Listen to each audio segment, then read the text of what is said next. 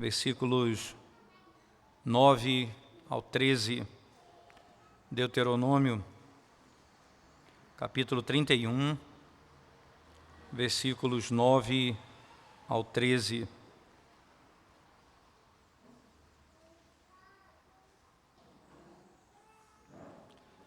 Diz assim as Sagradas Escrituras, irmãos: Esta lei escreveu a Moisés e a deu aos sacerdotes, filhos de Levi, que levaram a arca da aliança do Senhor, e a todos os anciãos de Israel. Ordenou-lhes Moisés, dizendo: ao fim de cada 7 anos, precisamente no ano da remissão, na festa dos tabernáculos, quando todo Israel vier a comparecer perante o Senhor teu Deus, no lugar que este escolher, lerás esta lei diante de todo o Israel. Ajuntai o povo, os homens, as mulheres, os meninos e o estrangeiro que está dentro da vossa cidade, para que ouçam e aprendam e temam o Senhor vosso Deus e cuidem de cumprir todas as palavras desta lei, para que seus filhos, que não a souberem, ouçam e aprendam a temer o Senhor vosso Deus todos os dias que viverdes sobre a terra a qual ides, passando o Jordão para a possuir. Amém. Vamos à presença de Deus em oração, irmãos, mais uma vez, ouvindo a voz do Senhor. Fala conosco, Senhor, queremos ouvir a Tua voz nessa manhã do Teu santo dia. Queremos, Senhor Deus, compreender a Tua palavra. Queremos, Senhor, porque sabemos que a Tua voz é poderosa para dar vida, para trazer paz, para trazer salvação. Fala conosco, então seremos salvos. Desvenda os nossos olhos e então veremos a glória do Teu nome. Ajuda-nos, porque carecemos do Senhor, porque sem Ti nada podemos fazer, porque sem Ti, de fato, nada somos, Senhor. É o que nós Te pedimos, no Teu nome. Amém. Nós vivemos numa época, irmãos, tão clara na nossa sociedade, em que os sentimentos e as emoções, elas guiam o homem de modo muito prático, muito claro. Então, hoje, as pessoas elas têm dificuldade com os fatos e com a verdade. Elas preferem a emoção de uma narrativa do que a verdade em si. As pessoas preferem serem envolvidas em sentimentos com uma história do que o fato propriamente dito. As pessoas tendem, na nossa época, na nossa geração, a ceder espaço no seu próprio coração para esse tipo de perspectiva. Interessante que as nossas emoções, elas são convidadas, e eu poderia melhorar dizendo, são ordenadas a se curvarem diante das Sagradas Escrituras.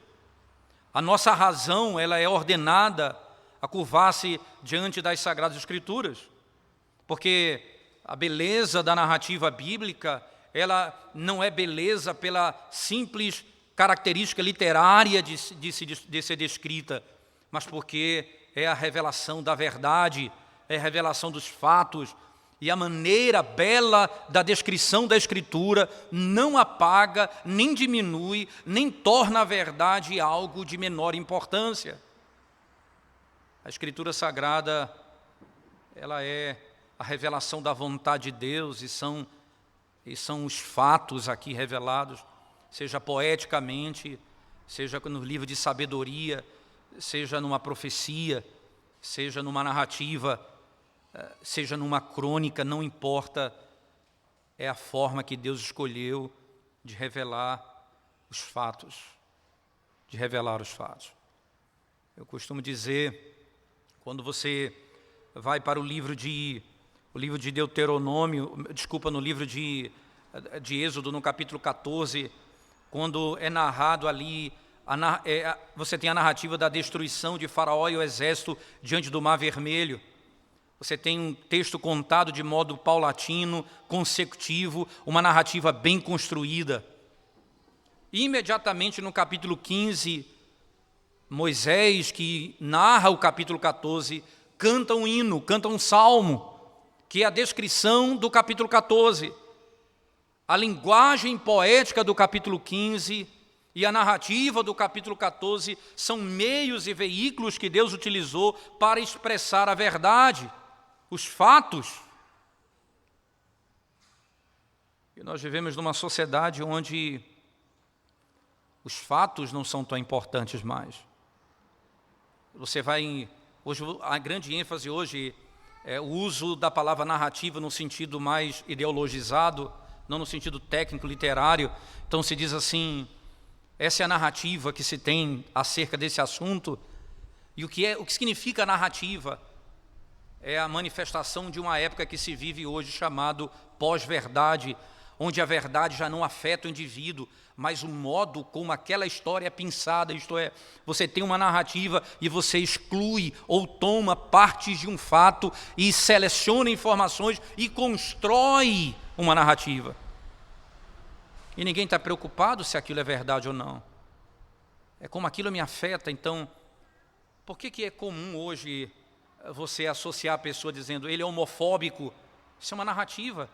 Isso gera um sentimento, não é a verdade, não necessariamente a verdade é fato, mas isso gera no indivíduo um sentimento de revolta. Outro diz, ele é racista. E não importa se ele é racista ou não, quando você coloca nele essa marca, é impossível você conversar com ele. É impossível você ouvi-lo, ou então, num tempo não muito distante da nossa própria história, ele é neopuritano, acabou, você não presta, o que você falar não vale nada. É óbvio que isso acontece. E as pessoas, elas são chamadas a não mais pensar na verdade, mas numa narrativa. E não se importa mais com a verdade, ninguém mais está preocupado com a verdade. Mas tem um povo que se preocupa com a verdade. Esse povo esse grupo não são jornalistas, não são comunicadores, é a igreja do Senhor Jesus Cristo. Porque a nossa salvação, ela depende da verdade. Nós não podemos ser salvos se Cristo não for verdadeiramente homem e verdadeiramente Deus. Nós não podemos ser redimidos se aquilo que é narrado na Escritura não for verdade, se as promessas aqui anunciadas não forem de fato verdadeiras. E o interessante é que todas as promessas futuras são baseadas em obras presentes. Nós temos a certeza da nossa vida eterna, porque Cristo, a quem nós estamos unidos pela fé, pela obra do Espírito, morreu e ressuscitou, está assentado à direita do Pai Todo-Poderoso, de onde há de vir para julgar os vivos e os mortos. Nossa esperança está fundamentada em fatos, em realidade, não em narrativas. Por que eu estou começando por esse argumento, ou esse tipo de expressão nesse texto que acabamos de ler? Porque o texto chama Israel que vai entrar na terra prometida. E esse povo, irmãos, esse povo que aqui está, esse povo que aqui se encontra, nesse momento da história, esse povo não viu o que os seus pais viram. Faraó ser engolido pelo Mar Vermelho, o exército de Faraó ser engolido pelo Mar Vermelho. Eles viram os seus pais morrendo no caminho. Agora, eles estão às margens do Rio Jordão para atravessar para a terra prometida. O que Moisés vai dizer ao povo é assegurá-los do que ele está falando a Israel, o que ele está falando à igreja de modo claro e inequívoco. Interessante que o versículo inicial, verso 9, queria que você prestasse atenção comigo. Deuteronômio 31, verso 9 diz assim, palavra de Deus. E Moisés escreveu esta lei e a deu aos sacerdotes, filhos de Levi, que levavam a arca da aliança do Senhor, e a todos os anciãos de Israel. Moisés escreveu esta lei. E aqui perceba, e a deu. Ele escreveu essa lei e a deu aos sacerdotes, filhos de Levi, que levavam a arca da aliança do Senhor, e a todos os anciãos de Israel. A lei de Deus foi escrita por Moisés. Isso é declaração do próprio narrador, próprio Moisés aqui. Nós sabemos que ele vai morrer nos capítulos seguintes. E provavelmente foi escrito esse final por Josué, aquele que vai dar sequência, que é citado no capítulo 31, nos primeiros 8 versos, como sendo aquele que vai dar continuidade ao trabalho de Moisés. A lei foi entregue, Moisés a escreve. E por que essa é uma ordem tão importante, escrever a lei? Por que a lei escrita é tão importante? Porque não poderia simplesmente ser uma tradição oral, como a Igreja Católica Romana tão fortemente assevera, que existe uma tradição paralela às Escrituras Sagradas? Por que se escreve a lei? Porque a mente e o coração do homem podem deturpar a verdade, e fica muito claro que para a melhor propagação do Evangelho pelo mundo, é necessário que a palavra seja escrita e traduzida para outra língua, a fim de que onde ela chegar, ela seja lida na língua nativa, na língua, no vernáculo daquele povo. O Senhor não diz a Israel, vocês vão passar pelas mesmas experiências, vocês vão viver as mesmas experiências que os seus pais viveram no deserto. O Senhor entrega a lei escrita por meio de Moisés ao povo. Esse é o cuidado de Deus. Ora, o Senhor está afirmando, Moisés escreveu a lei, assim que o texto diz, voltando para o verso 9, o Senhor diz isso, e ordenou-lhe, né, e Moisés escreveu esta lei. A lei foi dada por Moisés. Não foi dada a ele apenas a confiança, Deus não apenas confiou a ele o entregar essa lei, mas em também entregar para as gerações futuras. Não apenas para ele, mas para as gerações que viriam. As gerações que seguiriam. E parece que ele foi fiel a esse mandamento do Senhor, a esse princípio do Senhor. Moisés escreveu esta lei. A discussão aqui, se ele se refere apenas ao livro de Deuteronômio, muitos acreditam que ele se refere apenas ao livro de Deuteronômio, mas entenda que a lei, irmãos, a Deuteronômio é a explicação de toda a história contada desde a libertação do Egito até aqui. Lembre-se que do capítulo 1 até o capítulo 4, Moisés vai contar como se deu o processo da libertação do povo. Você vai lembrar que no capítulo 5 de Deuteronômio, ele repete os 10 mandamentos que foi dado em Êxodo capítulo 20. Então, mesmo que seja apenas Deuteronômio, ele está descrevendo toda a lei aqui está sendo explicada por ele nesse contexto. Como está lá no capítulo 1 de Deuteronômio, versos 5 e 6, ele vai dizer, Deus entregou a lei para que Moisés a explicasse ao povo. Agora, ele não apenas vai falar a lei como ele falou em Êxodo, agora ele vai explicá-la à nação de Israel. Foi confiado a ele isso.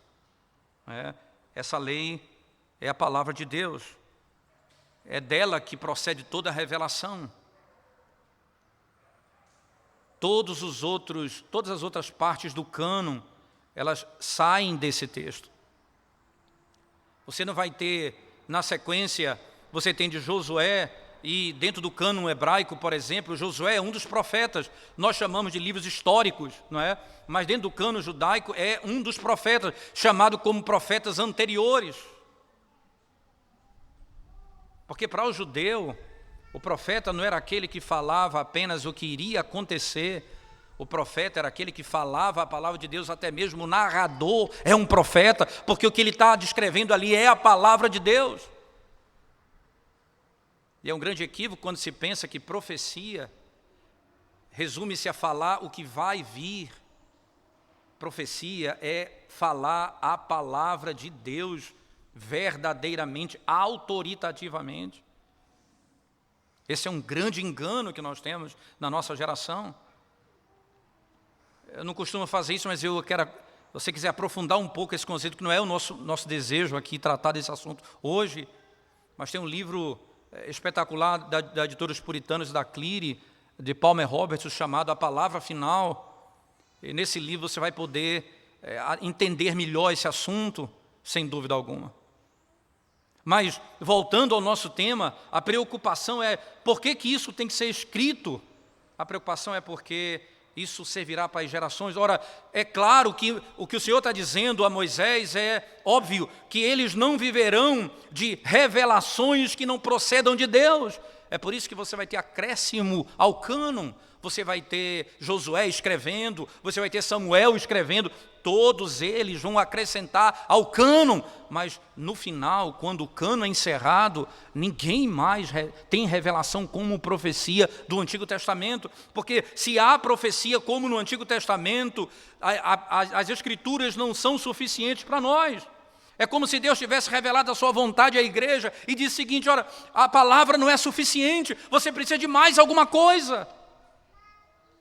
Então John Owen, certa vez perguntado, exclama da seguinte forma, alguém disse a ele, mas se aquilo que está sendo revelado hoje for de acordo com as Escrituras, ele disse, se for de acordo com as Escrituras é inútil, porque já está na Escritura, para que então?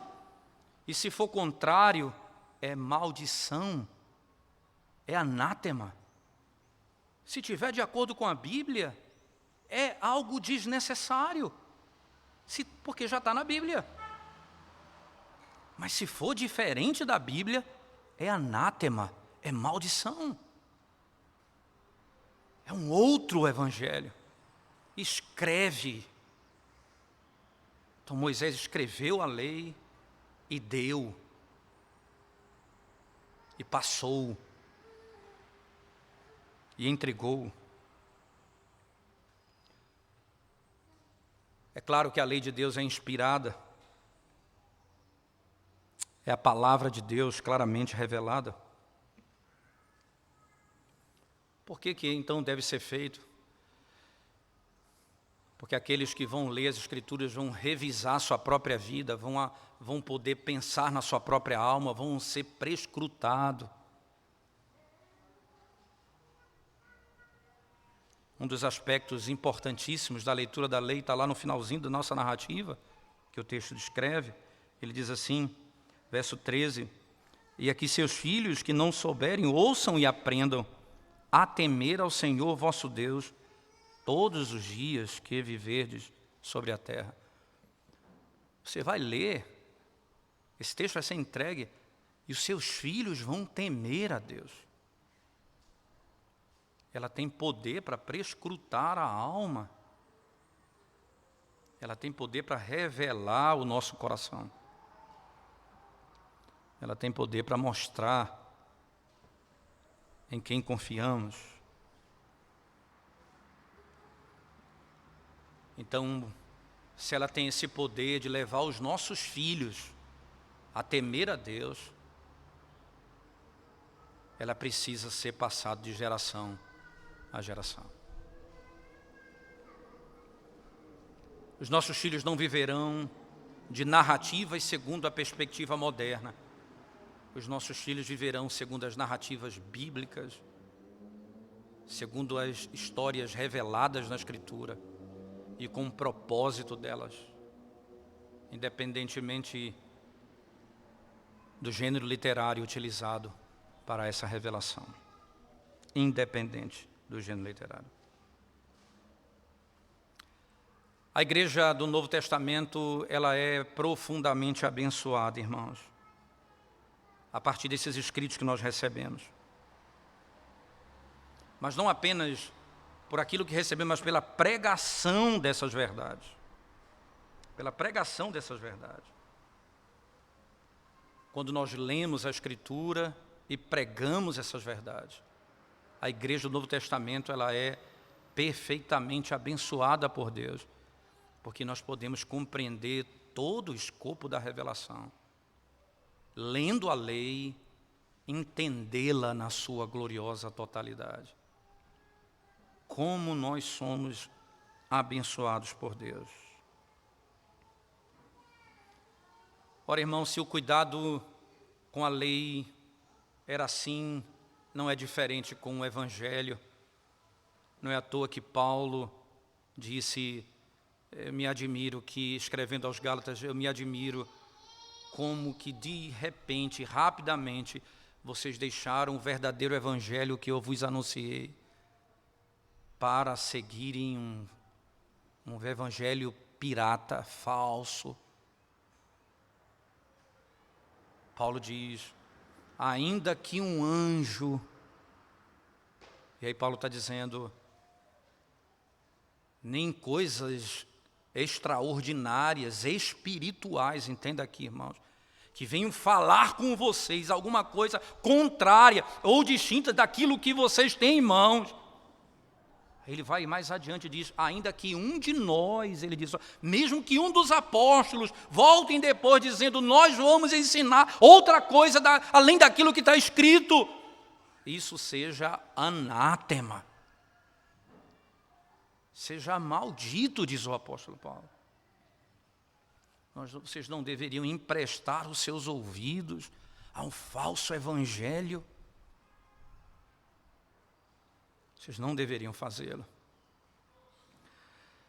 Isso ainda nos leva a pensar, irmãos, que o cuidado com o Evangelho deve ser o mesmo como a lei. Assim como se cuidava da lei, dos profetas, dos salmos, nós não podemos vacilar quanto à pregação do Evangelho de Cristo. Mas uma vez que foi escrito esse texto, a quem foi entregue o texto? Voltemos aos versículos, irmãos. Veja, no verso 9 ainda ele diz, a quem foi entregue os versículos? Ele diz, foi entregue aos sacerdotes, filhos de Levi, que levavam a arca da aliança do Senhor, e a todos os anciãos de Israel. A todos eles. Nós aprendemos uma coisa importante, irmãos. Quando você vai para o capítulo 4 e capítulo 6 de Deuteronômio, particularmente o 6, é ordenado que o pai ensine os seus filhos a lei de Deus. Então, já está previsto aqui que haveriam cópias desse texto. Essa cópia ser colocada na arca, que ele vai dizer aqui. Você vai guardar esse texto na arca. E as cópias vão sendo feitas a partir dali. E aí você vai ter acesso a esse texto. É necessário que você faça isso em casa. É necessário que você faça isso na sua casa com a sua esposa e seus filhos. Mas aqui ele está dizendo, essa lei ele entregou aos sacerdotes e aos anciãos. O que significa isso, irmãos? Significa que a lei de Deus ela vai governar não apenas a igreja, mas também as próprias leis, isto é, a própria cidade, a própria nação deveria ser beneficiada pela própria lei de Deus. Se os magistrados se curvassem diante da lei santa e poderosa de Deus para estabelecer as leis que governam uma nação segundo os padrões da palavra de Deus.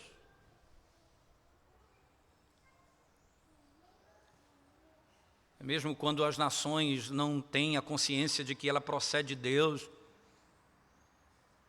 segundo a revelação geral e a própria revelação da natureza, ainda existem princípios tão claros como a ideia da vida, a ideia de prender ou dar uma pena a quem comete um crime.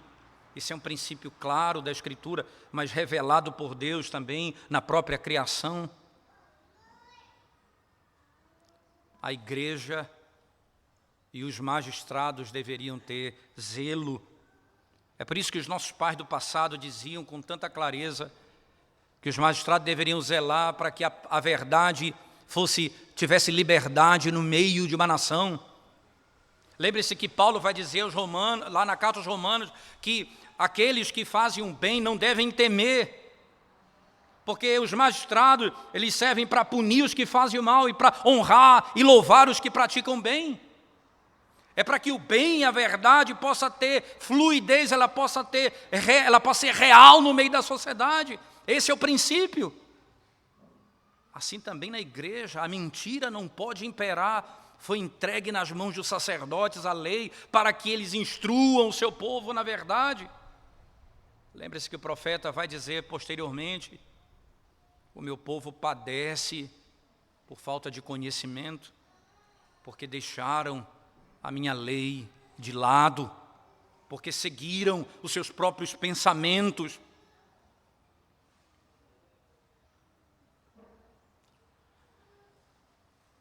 Nós somos convidados e chamados pelo Senhor a nos submetermos, mas foi dado às autoridades o poder de instruir aqueles que estão debaixo do seu governo, instruí-los na verdade. Foi dado aos pais a autoridade para governar os seus filhos, segundo a lei de Deus, segundo a sua palavra. Quem deve, irmãos, aí é uma questão interessante, né? Quem deve fazer essa leitura? Essa leitura, ela deve ser feita particularmente, por aqueles que foram ordenados para isso. Essa é uma expressão importante, porque o texto vai nos ensinar aqui, ela vai mostrar que essa verdade ela é lida pelos sacerdotes e pelos anciãos. Por quem deve ser lido o texto? É o verso 11 que vai nos ensinar isso. Nos versos anteriores ele vai falar outros pontos, eu queria só rapidamente para o verso 11. Quando todo Israel vier a comparecer perante o Senhor teu Deus no lugar que ele escolher, lerás esta lei diante de todo Israel aos seus ouvidos. Você vai ler a todo Israel, por uma pessoa que foi apontada para esse fim. Josué era o grande governador. Bem interessante, ele leu a lei. Por exemplo, lá em Josué capítulo 8, versos 34 e 35. Josias vai ler no segundo livro das Crônicas, no capítulo 34, verso 30. Josias vai também ler. Você vai encontrar em Esdras, Neemias, capítulo 8, verso 3. Quando a lei é lida na praça pública por meio do sacerdote. Ela é lida.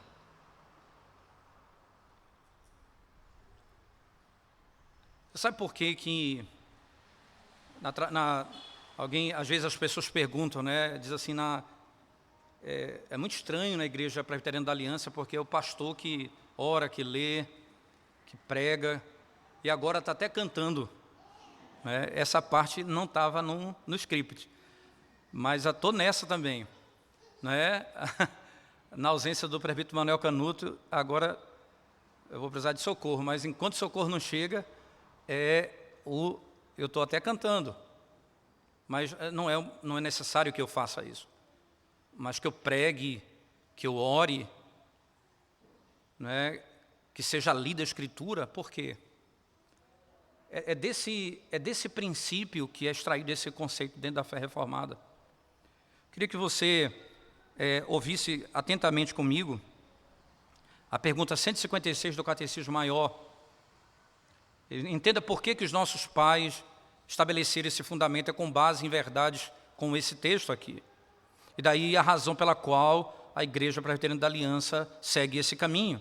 Então veja, pergunta 156 do Catecismo Maior. A palavra de Deus deve ser lida por todos? É a pergunta do Catecismo Maior. A palavra de Deus deve ser lida por todos? A resposta: embora não seja permitido a todos lerem a palavra publicamente, a congregação, entende? Não é permitido a todos ler a palavra publicamente. Isto é, no dia do Senhor, no dia da pregação, no santo dia do Senhor, o texto, segundo o nosso catecismo, não é lido por todos. Aí ele continua. Contudo, os homens de todas as condições têm obrigação de lê-la, em particular para si mesmo e com as suas famílias. E para este fim, as Santas Escrituras devem ser traduzidas das línguas originais para as línguas vulgares, ou o vernáculo. O princípio está exatamente aqui. Moisés ordena, por meio da palavra de Deus, que os anciãos e os sacerdotes leiam o texto. E você vai encontrar isso todas as vezes que o texto é lido, é dessa forma. Ele é feito dessa maneira. Mas todos devem ler a Bíblia, particularmente, todos devem ler a Bíblia na sua vida devocional, todos devem ler a Bíblia na sua casa, o pai deve guiar sua família na leitura da Escritura. Isso é um princípio bíblico que é fundamental. Porque isso nos ajuda, irmãos, de maneira tão clara, né? É porque isso revela o caráter da autoridade. Ele lia o texto e explicava o texto. Era lido o texto e depois explicado o texto, como a Escritura muito nos ensina. Matthew Henry, comentando esse texto, diz uma coisa bem interessante. Ele diz assim: é por isso que talvez, ele diz que Cantares, ou melhor, o livro de Eclesiastes, segundo ele, foi pregado por Salomão. Porque depois de ler a lei, ele então pregou aquele sermão. Segundo ele diz, ele deixa claro, isso é uma conjectura, diz ele. Isso é uma conjectura, diz ele. É como se, depois de, como alguém ordenado por Deus, depois de ler as Escrituras, ele leu a lei e ele aplicou a lei. Esse é um princípio muito claro, porque você vai entender o que os nossos pais já entendiam muito tempo atrás, que os livros de sabedoria são a exposição da lei de Deus. Não outra coisa, é como a lei deveria ser lida, depois pregada. Só para que você entenda do que nós estamos falando, voltando ao nosso texto no verso 10, acompanhe comigo, por favor. A leitura no verso 10 diz assim, o texto sagrado: e ordenou-lhes Moisés, dizendo, ao fim de cada 7 anos, no tempo determinado do ano da remissão, na festa dos tabernáculos, quando todo Israel vier a comparecer perante o Senhor teu Deus, no lugar que ele escolher, lerás esta lei diante de todo Israel aos seus ouvidos. Aos seus ouvidos. Quando essa lei era lida? No ano da libertação. Por que essa expressão, irmãos, ele usa esse termo no versículo 10, né? Ano da remissão. Quando os pecados eram perdoados, quando as dívidas eram pagas, quando tudo aquilo que você devia terminava ali, no ano em que a terra repousava, eles poderiam ter o tempo de ler o texto. Esse texto deveria ser lido a cada... Veja, no 7º ano, ele era lido no período da festa dos tabernáculos. Ali, naquele período, a lei era lida. E por que ele associa remissão com festa do tabernáculo e a leitura da lei? A dívida era paga. O pobre, com as suas dívidas, era perdoado. Os débitos cessavam. Havia um benefício na lei. Eles deveriam obedecer à lei e, ao mesmo tempo, eles deveriam dar graças a Deus. Eles liam a lei no ano do perdão. Seus pecados eram redimidos. para que claramente o ano aceitável do Senhor, lembra Isaías 61, quando diz, o Espírito do Senhor está sobre mim, porque me ungiu para pregar boa nova, e aí no final ele diz, e anunciar o ano aceitável do Senhor. Que ano é esse? O ano da remissão, o ano em que os pecados eram perdoados. Era ordenado que ele se alegrasse, a festa do tabernáculo era o dia da alegria, quando todo Israel se voltava à presença de Deus mais uma vez e rendia louvores ao Senhor. E lá a lei era lida, para que ficasse claro no coração de Israel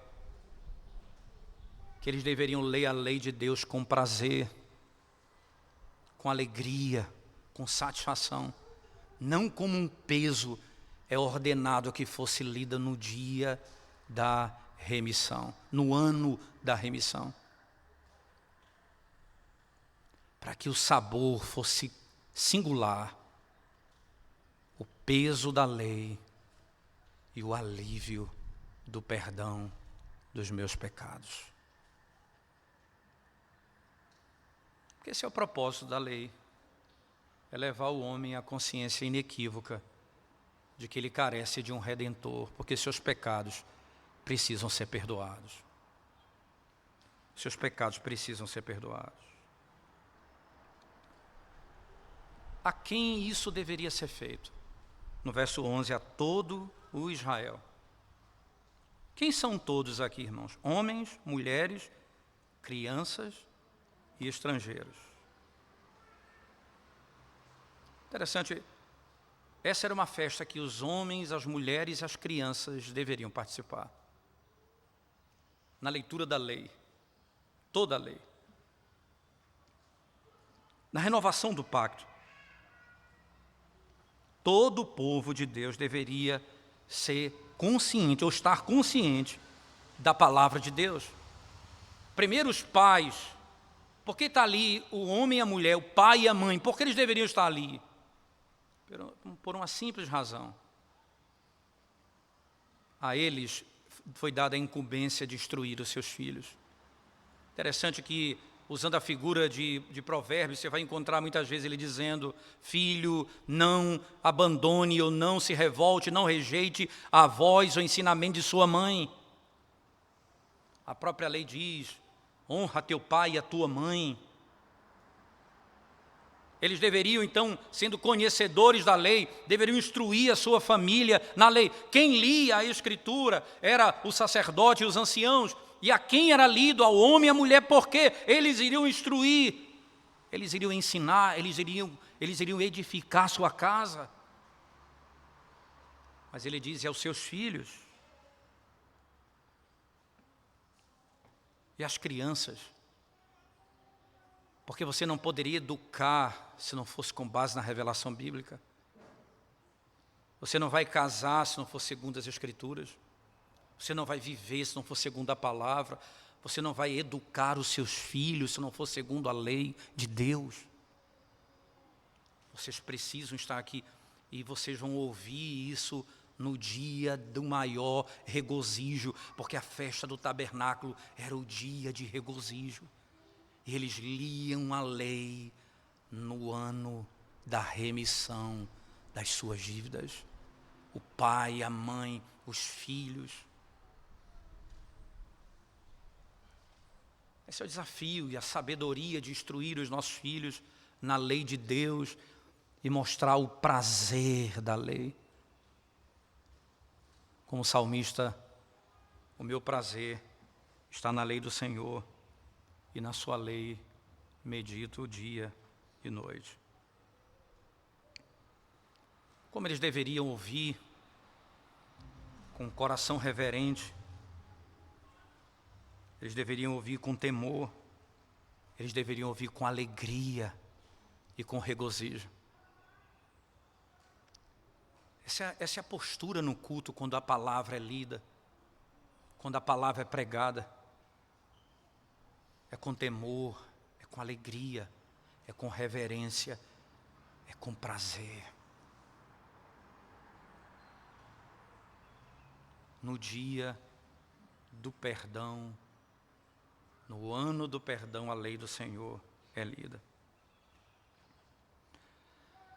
Você imagina, irmãos, como o que é requerido aqui, o que vai acontecer com eles, aconteceu com Israel lá no Monte Sinai. Acompanhem comigo, por favor, no mesmo texto de Deuteronômio 31. Ele diz assim, verso 12: ajunta o povo, os homens e as mulheres, os meninos e os estrangeiros, que estão dentro das tuas portas, para que ouçam e aprendam e temam ao Senhor, vosso Deus, e tenham cuidado de fazer todas as palavras desta lei. Eles precisam aprender e temer. Ele não diz apenas, ensina-os a terem bom comportamento. A lei vai lidar com o coração, eles precisam temer a Deus. Quanto fracasso no nosso ensino, quando queremos apenas fazer daqueles que estão debaixo da nossa autoridade pessoas comportadas, mas sem temor ao Senhor. Você sabe o que vai fazer um filho seu fugir do pecado? Sabe o que vai fazer um filho seu, ou você mesmo, fugir do pecado? Não é o comportamento externo, mas é o temor ao Senhor. Eu já, como todo ser humano, a minha adolescência e minha juventude, cometi muitos pecados, como todo ser humano. Mas eu lembro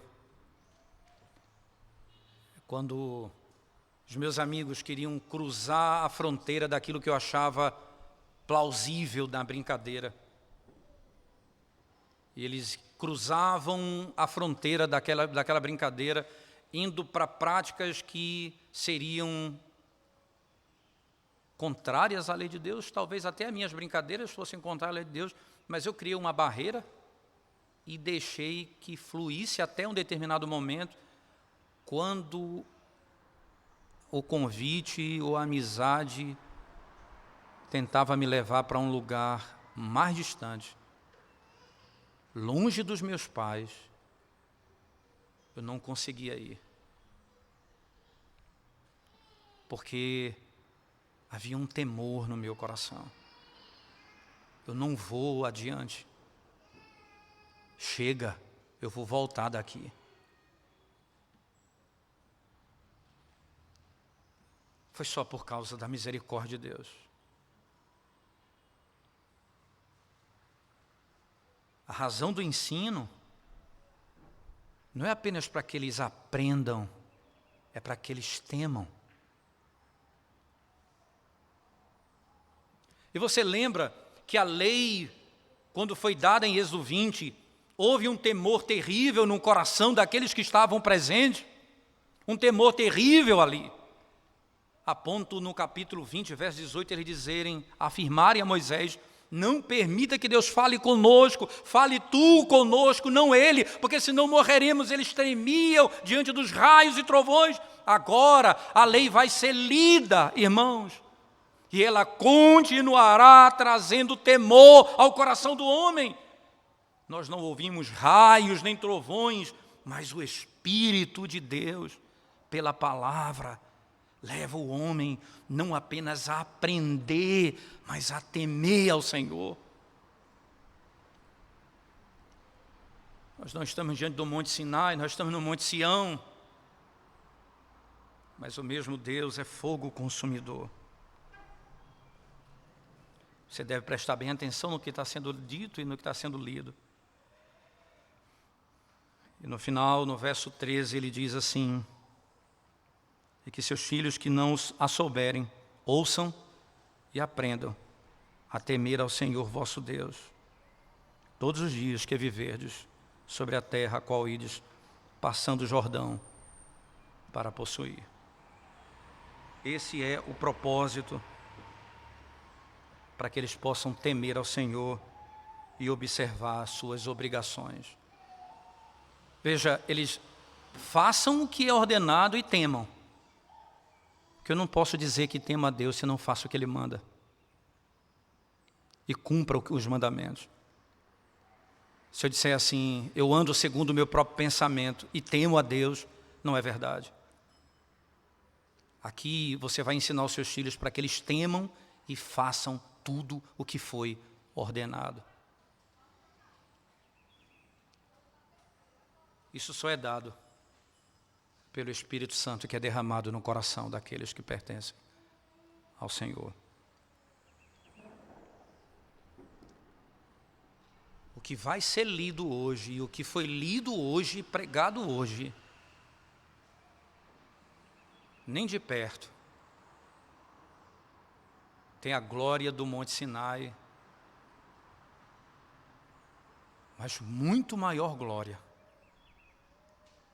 porque o Espírito fala à igreja por meio da sua palavra. E Cristo é o profeta que ensina a igreja e põe o temor no coração da igreja.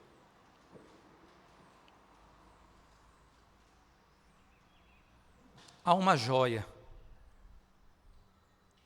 que todos deveriam desejar adquirir: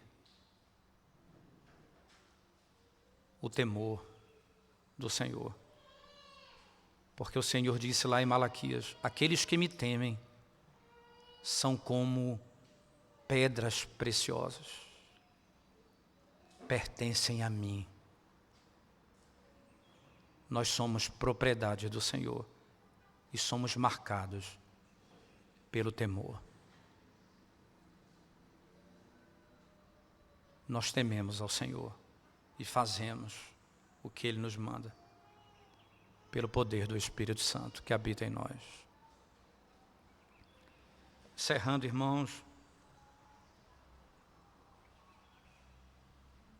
o mundo não precisa de uma outra verdade.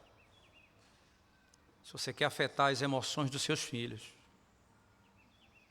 se você quer levá-los ao temor, eis aqui a literatura poderosa para fazê-lo.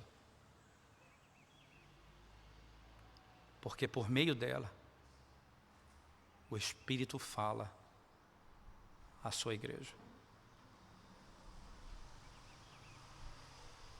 E nós vamos crer nos fatos. Você não vai precisar ver mais o mar vermelho se abrir. Você não vai precisar ver Cristo ressuscitando dentre os mortos. Você não vai precisar ver alguém aleijado andando. Você vai ter que crer no poder da revelação que nos foi passada. E somente o Espírito é capaz de fazer isso em você. É por isso que a descrição da salvação é a descrição do milagre. Ele vai fazer o cego enxergar. Ele vai fazer o surdo ouvir. Ele vai fazer o coxo andar. O Espírito abre os nossos olhos, os nossos ouvidos e nos faz andar em submissão à sua palavra. Aquele que tem ouvido, ouça o que o Espírito diz à igreja. Se hoje você ouviu a voz do Espírito, não endureça o seu coração. Vamos à presença dele em oração, irmãos, mais uma vez. Nós te damos graças, ó Deus,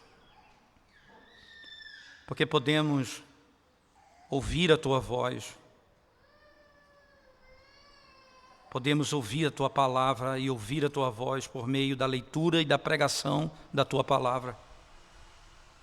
Fala conosco, Senhor, poderosamente a cada um e com cada indivíduo, no coração.